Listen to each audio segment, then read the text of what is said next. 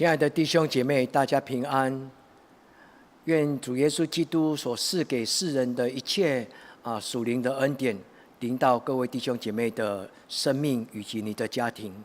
今天我要与各位弟兄姐妹来思考一个耶稣基督通过医治让瞎眼的人得看见这个故事，来跟各位弟兄姐妹探讨我们如何能够蒙圣灵的帮助，开启我们属灵的恩典。今天我所攻读的经文是来自于列王记下第6章以及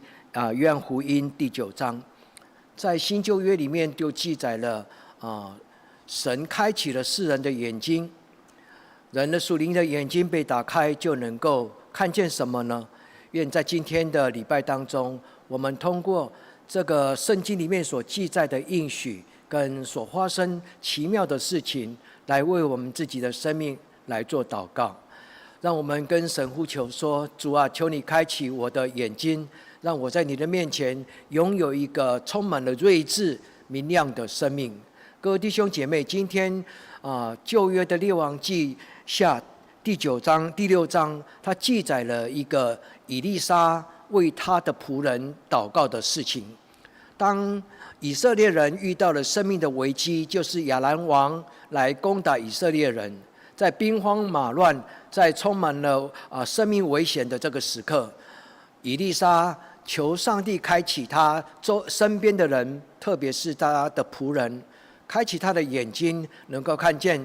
耶和华就是掌权的神，他为他的百姓征战，在任何的情境当中赐下平安。所以我们愿今天的经文能够带给所有弟兄姐妹一个属灵的一个祷告的帮助，能够看见生命当中重要的关键跟目标跟事情，对我们的生命当中是非常的重要。今天的新约的经文是记载在约翰福音第9章，也就是我们所熟悉的那个圣经的故事。在西罗亚池有一个瞎子，他遇见了耶稣，主耶稣基督就医治了他，让他从此以后他生命就得以看见。但是这个神迹却引来了在圣殿旁的所有的这些人，在这个地方就喃喃自语的或者争辩，是什么样的权柄让一个生来就是瞎子的人得以看见？那法利赛人跟经学士跟在耶路撒冷这些圣殿的传统的犹太人的领袖，他们就充满了争执跟敌意面对着这个受医治的瞎子。但是这个瞎子在这段对话的当中，就留给2000年以来众教会的一个很重要的一句话。他说：我以前是一个瞎子，但是今天我却能够看见。这是他一生当中生命的一个转捩点，也是不可思议的一个恩典。各位弟兄姐妹，让我们回到圣经所记载的这个故事，来为自己祷告。如果耶稣今天也同样的问我们这个问题，我能为你做什么呢？亲爱的朋友，如果耶稣基督今天也进到我们的生命，他要翻转我们的人生，他也带着一个怜悯跟充满了爱问我们说：我能为你做什么？我要邀请各位弟兄姐妹，在我们的生命当中有一件事情，就是我们的属灵的眼睛能够得以敞开。在200多年来的西方的哲学，它称之为启蒙运动，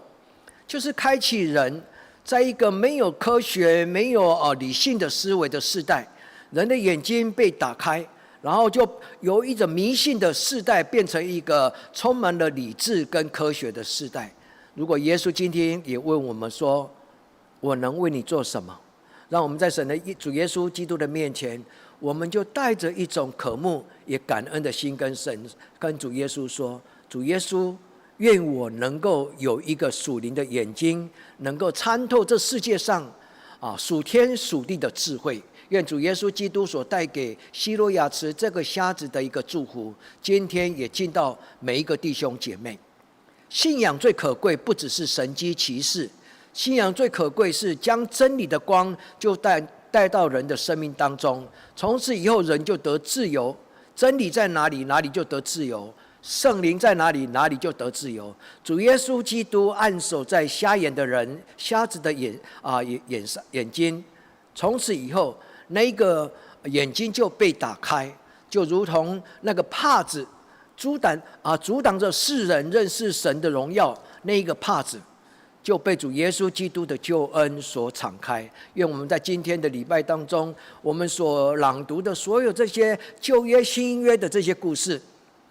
因为神是昔在、今在、永在的神。当我们今天回顾2500年前或者2700年前跟2000年前，主耶稣基督凡是记在神所行过的神迹奇事，他必然在每一个世代照着人的需要就怜悯他。主耶稣医治一个肉体瞎眼的人，其实经常在圣经里面说医治了一个瞎子，其实背后也带含着灵魂的眼睛也得以敞开。各位弟兄姐妹，我们活在这个世代，或许有一些人他的生理上、他的肉体上的眼睛是健康的，但是却缺乏了一种属灵的智慧，所以经常在这个世代被诱惑、被迷惑、被捆绑。愿我们今天在神的面前，能够重新来读圣经，在圣经里面有关于看见的这个打开看见的这一个神学的教导，能够成为我们属灵的智慧，让主耶稣基督所医治的不只是肉体的眼睛，也带含了灵魂之窗、灵魂的眼睛。让我们在神的面前能够深思这一个西罗亚池旁边的这个瞎子，他如何告白他自己生命的一个转捩点。约翰福音第9章25节，这个瞎子勇敢地站在法利赛人的面前，他很清楚地告白了一件事情。他说，在我的生命当中有一件很清楚的事情，在我的生命当中有一件很清楚的事情，就是以前我是一个瞎子，但是因为遇见了一个人叫做耶稣，我的生命就被翻转。从此以后，他按着我的眼睛，我的眼睛就得以看见。各位弟兄姐妹，圣灵能做这件事情，主耶稣基督能做这些事情，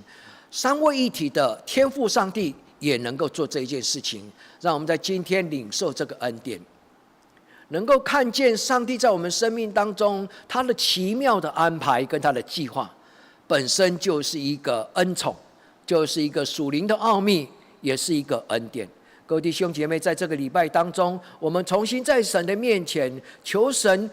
除去了我们眼前的梁木，除去了我们眼前的帕子，赐给我们一个清楚又明亮的属灵的眼睛。这对我们的一生来讲是非常的重要，而且能够让我们看见了主耶稣基督他的荣耀跟我们神的奇妙的荣光。列王记下第6章，以利沙为他的仆人做了一个祷告，求耶和华上主能够开启这个年轻人，这个我的仆人他的眼睛。他用这一个字开启他的眼睛。开启这个字在希伯来语，在旧约的圣经叫做佩卡。佩卡的意思就好像就是拨开、打开，好像西方希腊的神话故事说打开了潘朵拉的盒子，也像在希伯来书里面他说我眼前有以前我的眼睛面前有一个帕子，阻挡了我认识神的荣耀，阻挡了我认识神的话语。今天因着耶稣基督打开了我的眼睛，我就坦然的面对上帝的施恩宝座。所以这个打开本身有一个神学的意涵，这一个字可以说是开启了属灵的眼光，成为我们今天共同礼拜当中我们共同的祷告说，神啊，求你开启所有的众弟兄姐妹，赐给我们明亮的眼光，让我们能够明白上帝的事情，也能够明白我生命当中的重要的事情。让我如同保罗，他瞎眼了3天，在大马色的路上，主的荣光照了耀他以后，他虽然短暂的失去了光明，但是神却开启来一个新的属灵的眼光。从此之后，保罗说，以前我看为荣耀、看荣华富贵为宝贵，但是今天因着耶稣基督，我明白，其实那一些都是没有价值的垃圾。各位弟兄姐妹，让我们在神的面前恭敬的祷告说：主啊，我对这一个以利沙的祷告说阿们。我对这个以利沙的仆人说领受的恩宠，我说主啊，也将这个恩宠赐给我们。让我们回顾在列王记下第6章17节18节，在这两节的经文当中，以利沙求了2件事情，一个是能看见，一个是不能看见。以利沙为他的仆人祷告说：耶和华，求你开启这个年轻人的眼目，使他能看见。耶和华就垂听了以利沙的祷告，耶和华开了这个仆人的眼目，他马上就看见环绕在所有的亚兰王的军队的身旁，竟然在空中充满了天兵天将，就是神的战车跟战马环绕着以利沙。意思就是告诉他的所有的以色列人说，昔在今在的上主，曾经带以色列人出埃及的上主，曾经为以色列人征战的耶和华上主，今天也必再一次的为以色列人征战。昔日的亚兰王今天仍然活在这个世代，昔日的亚兰王困扰着以色列人的亚兰王，今天也活在全世界的各个帝国主义的这种权势当中。各位弟兄姐妹，让我们重新再读这段经文的时候，求神张开我们的眼睛，如同在以阿战争，神张开了他的百姓的眼睛，让以阿战争充满了许多奇妙的传奇。因为神的天使、神的军队就环绕着他的子民，让这个子民能够在世世代代流离的当中，重新回归到耶路撒冷。各位弟兄姐妹，让我们在神的面前安静下来，我们来聆听圣灵对我们的教导，让我们能够重新思考这一段的经文今天要告诉我们什么。我要跟各位弟兄姐妹来学习3件事情。第一件事情，用今天的经文作为我们的祷告。以利沙为他的仆人祷告，上主的灵也将这个祷告埋在我们的心中。所以第一个，我们通过这个祷告，我们跟神求说，开启我的眼睛。第二个，用今天的祷告让我们明白，我们的神有能力让人看见，我们的神也有能力让人瞎眼。如果一个人因着不敬畏神，就看清了神的荣耀，神必将他所赐给人的灵，就是让人活在的那个一口气那个圣灵，神有权利将圣灵收回。所以大卫很清楚的明白说，主啊，求你不要向我收回你的灵，甚至求你赐给我一个正直的灵，是一个充满了更新的，是一个全然焕然一新的一个新的灵。让我们在神的面前，第二个就是警惕我们自己，让我们在神的面前配得拥有心眼开启，也能够得以保守。神继续用他的灵开启我们的眼睛。第三个，在最后我要要邀请各位弟兄姐妹，我们要学习耶稣基督他的典范。耶稣基督医治了这个瞎眼的人，然后他不只是对这个瞎眼的人做了祝福，他也对了法利赛人说，我来到这个世界上，我有能力使瞎眼的人得看见，我来到这个世界，我也有能力让那些自傲慢自以为是明白上帝却不以神来敬拜他的人，我必将这种属灵的眼睛收回，让他好像在黑暗当中行走。各位弟兄姐妹，让我们效法主耶稣基督的典范，开启那个需要怜悯的人的眼睛。特别是各位弟兄姐妹，如果你身为孩子的父亲，我要跟各位弟兄姐妹说，今天在台湾是父亲节这一个日子，是我们在感谢父亲的辛苦的一个日子。各位弟兄姐妹，记得你是将你的孩子带到神面前最重要的属灵的导师，像以利沙一样。愿我们今天的聚会，我们从圣经里所领受圣灵的话语，能够让我们在神的面前感谢赞美我们的耶和华说，上主，你是一个启蒙者，上主，你是开启我属灵眼睛的神。你曾经开启以利沙的眼睛，让他看见了以利亚趁着荣耀的战车被神所接纳升天，这种荣耀的意象，以利沙从此不能够忘记上帝的存在。所以一个启蒙者就让人的信心生生世世永永远远的被建立。愿神开启众教会的眼睛，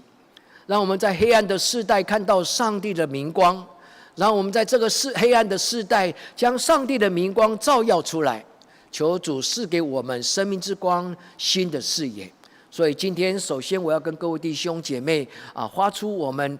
生命的一个呼求。我们跟神求说，神啊，求你开启我的眼睛，就如同你在以利沙的世代，在以利沙的世代，你如何开启这个仆人的眼睛？求你在今天也让我看见，你是在我生命当中掌权的神。所以以利亚说：“孩子啊，不要害怕，当知道在我们当中的掌权者，他伟大大过于亚兰王的军队。”各位弟兄姐妹，让我们在神的面前呼求。为什么以利沙有这种的信心呢？我相信他从年轻的时候就是一个敬畏神的年轻人。后来他跟随了以利亚，在以利亚的身边看到了以利亚如何敬奉上主，也看见上主如何恩宠以利亚。所以以利沙从心里面就因为他的老师就充满了许多的敬畏的心，他跟他的老师说：“我将来要跟你一样，成为神所敬畏神的仆人，也蒙神的恩典与我同在。”那以利亚就后来以利沙真的就领受了神给以利沙的一个恩宠，特别是在以利亚他生命的最后的那一个时刻，照着圣经的记载，以利亚是圣经当中人类当中少数没有经历过死亡的人，直接被神所悦纳接引上天堂的一个很重要的神的仆人。圣经的记载，以利亚最后临终的时候，神差派了他属天的一个战马，就是战车，由马所拖的一个战车，就是古时候的战车。这个火战车就来牵引着以利亚接回天家。在他离开以利沙的那一刹那，以利亚甚至赐给了以利沙一个传承，就是他将他的外袍就丢给了以利沙，就象征的一个属灵的传承，接续在以利沙的生命当中。我也深深的相信，当以利沙看见这种异象的时候，神就将一个非常坚定的属灵的眼睛放在以利沙的面前。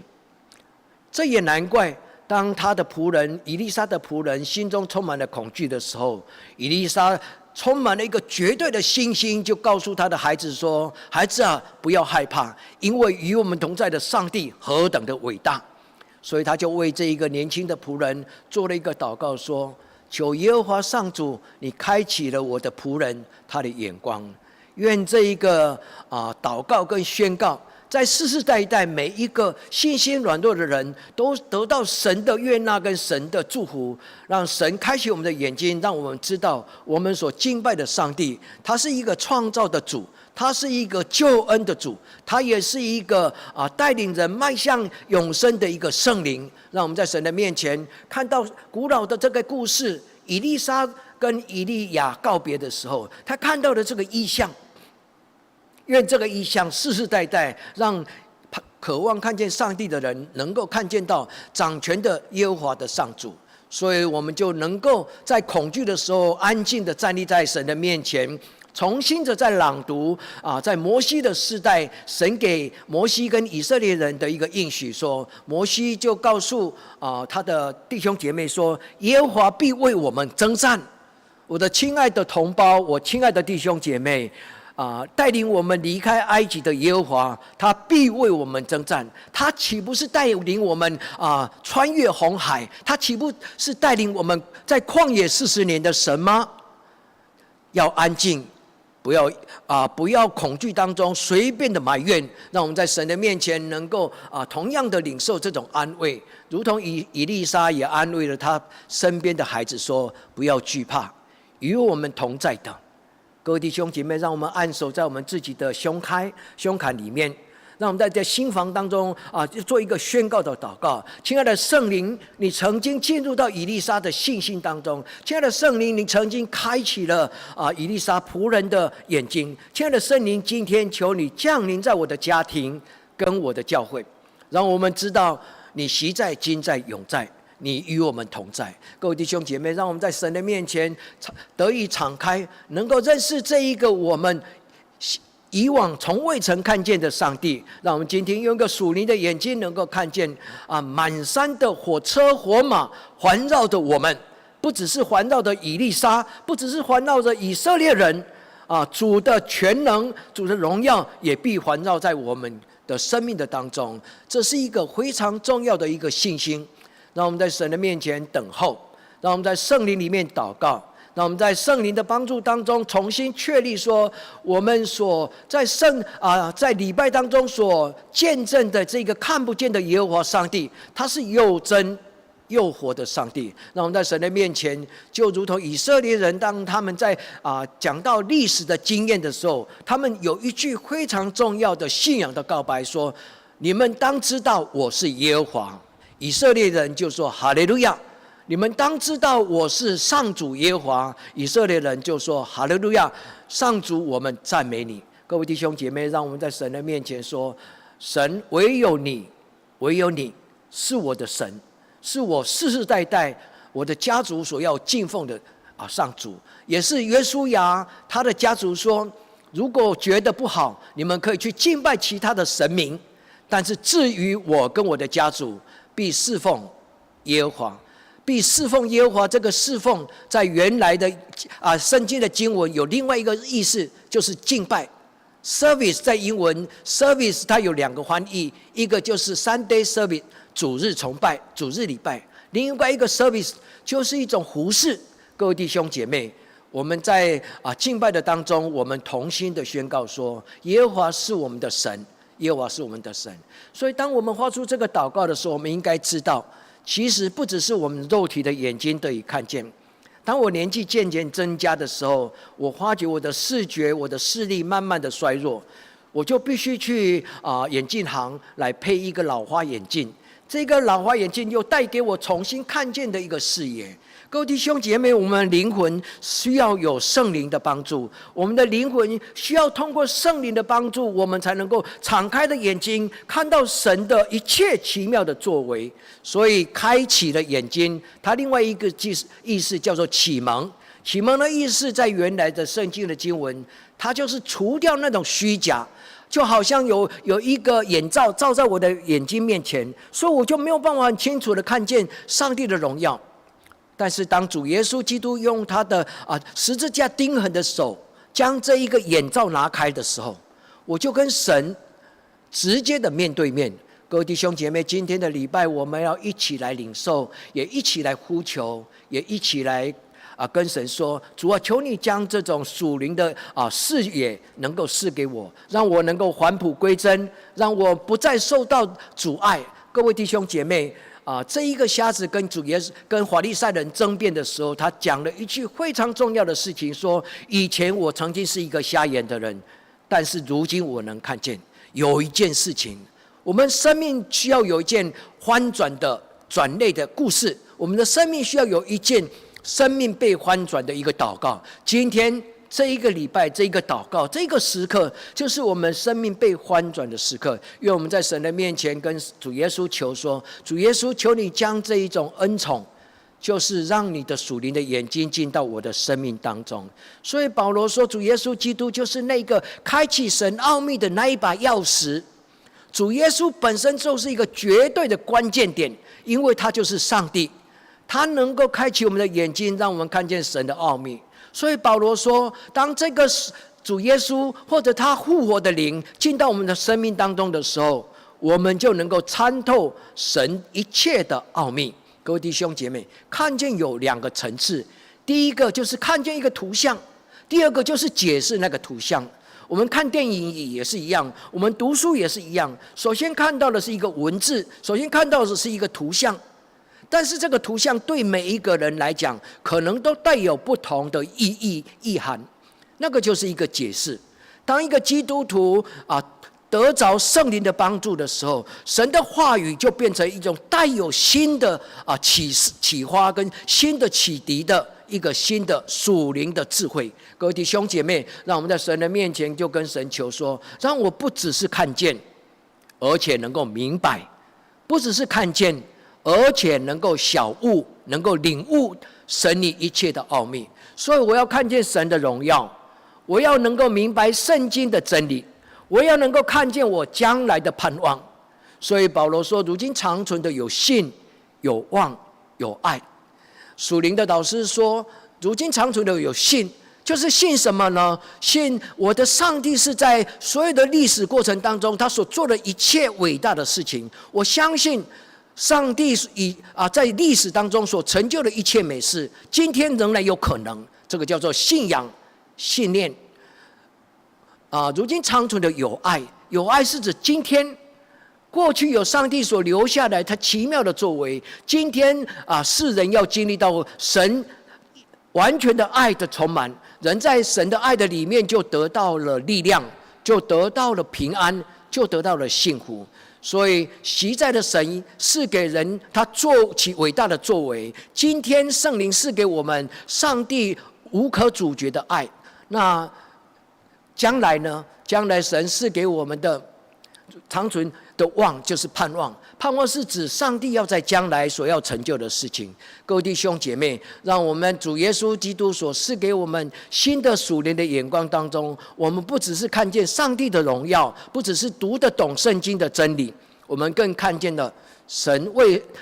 爱他的人所预备的，就是没有人能够夺去的盼望。圣灵会在异象跟异梦当中，让我们明白他为我们每一个人所量身定做的一个计划。但是各位弟兄姐妹，我们就遇到了一个属灵的跟现实的问题：谁能够看见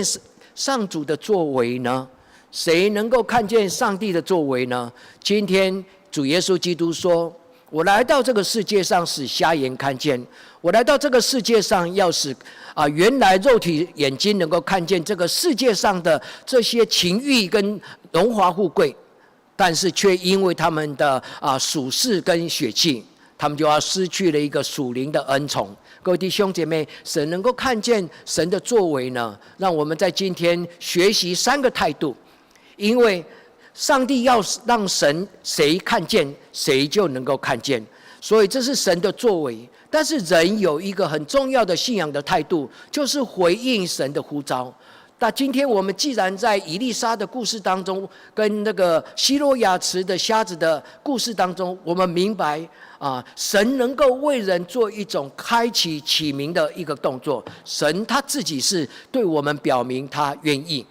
但是各位弟兄姐妹，谁能够领受这种恩宠呢？我们必须要知道，人的态度，有时候人的态度决定了我们配不配得。我要跟各位弟兄姐妹谈到3个基督徒很重要的态度。第一个，当敬畏耶和华你的上帝；第二个，在他的面前全然的谦卑；第三，守节心清，要存着圣洁的态度来过基督徒的生命。这3个态度是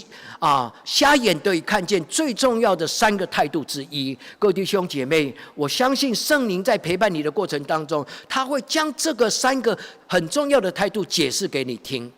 但是最重要的，各位弟兄姐妹，我们必须要愿意。我们要跟神说，神啊，唯有你是我的上帝。第二个，跟神说，神啊，在你的面前我没有什么值得骄傲的，唯有在你的面前存着谦卑的心。我谦卑在你的圣经的教导面前，我不再做故作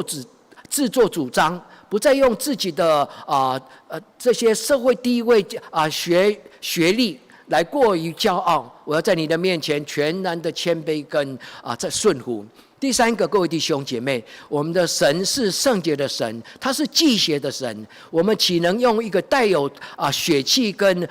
邪恶的躯体来追随他呢？我们必然要放下屠刀，就好像耶稣基督说